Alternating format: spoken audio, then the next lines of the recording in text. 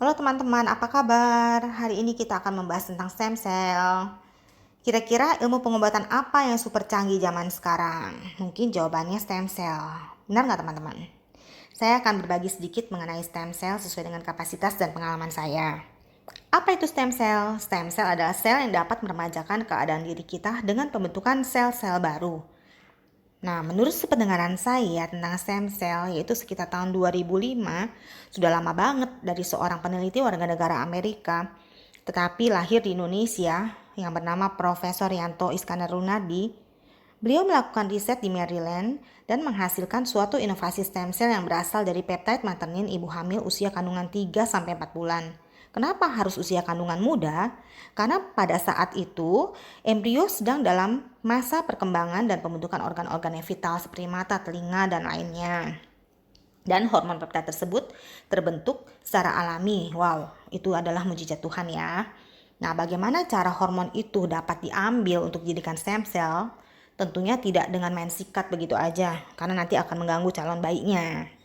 Tapi hormon tersebut akan terbuang melalui air seni, dan dari air seni itu akan disuling atau difilter untuk dipisahkan dari bagian yang tidak diperlukan.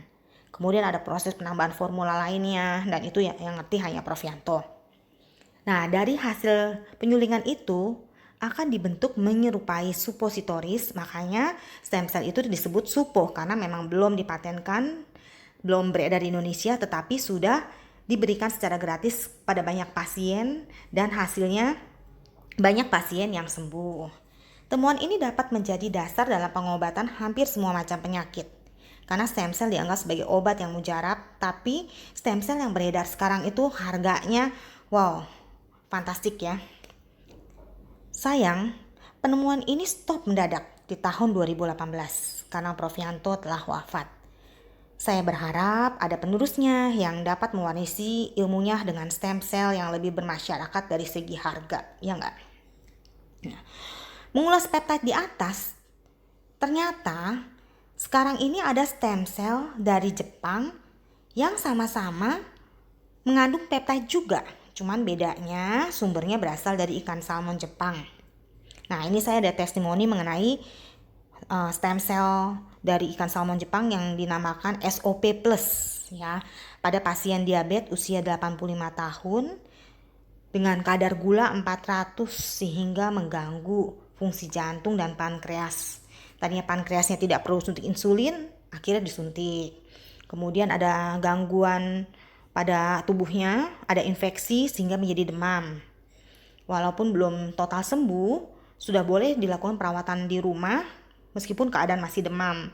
Kemudian diberikan stem cell dari ikan salmon ini sebanyak 3 box ya yang bernama SOP itu kembali bugar ya pasiennya.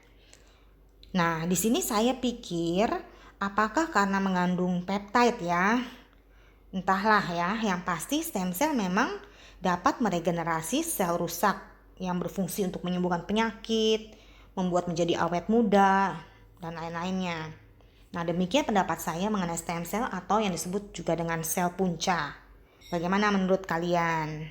Wassalam, terima kasih.